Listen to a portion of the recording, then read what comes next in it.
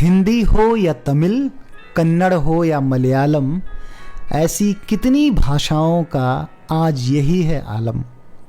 साल में एक रोज़ भाषा दिवस मनाते हैं, कोई कविता सुनाता है तो कुछ ताली बजाते हैं, और अगले दिन फिर से लैपटॉप खोले हम डियर सर गुड डे की दुनिया में डूब जाते हैं। मैं अक्सर पूछता हूँ खुद से कि कैसा नाता है मेरा इस हिंदी से, जो बिना कोशिश साथ चलती रहती है, धमनियों में मेरे लहू बन के बहती रहती है।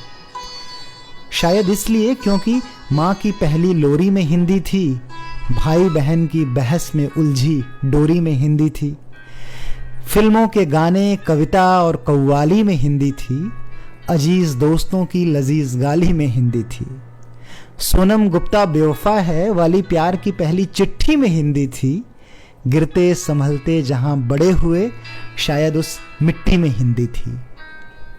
फिर समझ नहीं आता कि क्यों छूट गई हिंदी इतनी पीछे। संस्कृत या पाली की तरह हिंदी ने कोई जिद पकड़ी थी, या फिर उसे बोलने वाले इंसानों ने कदम खींचे। हिंदी ने तो बदलते वक्त से कंधा मिला लिया, उर्दू, फारसी, अंग्रेजी सबको गले लगा लिया।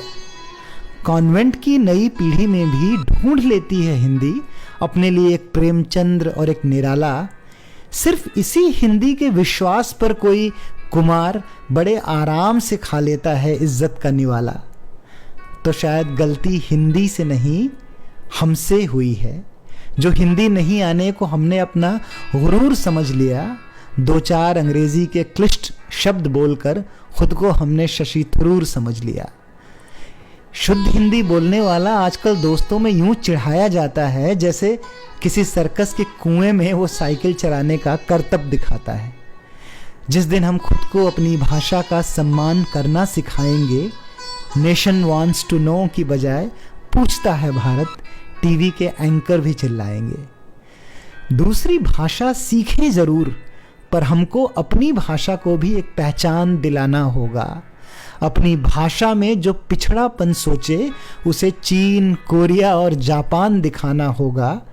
अंग्रेजी की तरह हिंदी को भी हमें एक बाजार दिलाना होगा। मठाधीशों के पिंजरे से निकाल इसे मुक्त गगन का प्रसार दिलाना होगा। अगली पीढ़ी को अपनी भाषा का सम्मान सिखाना होगा। जिस माथे की बिंदी सी चमके हिंदी, उन्हें वो वाला हिंदुस्तान दिखाना होगा।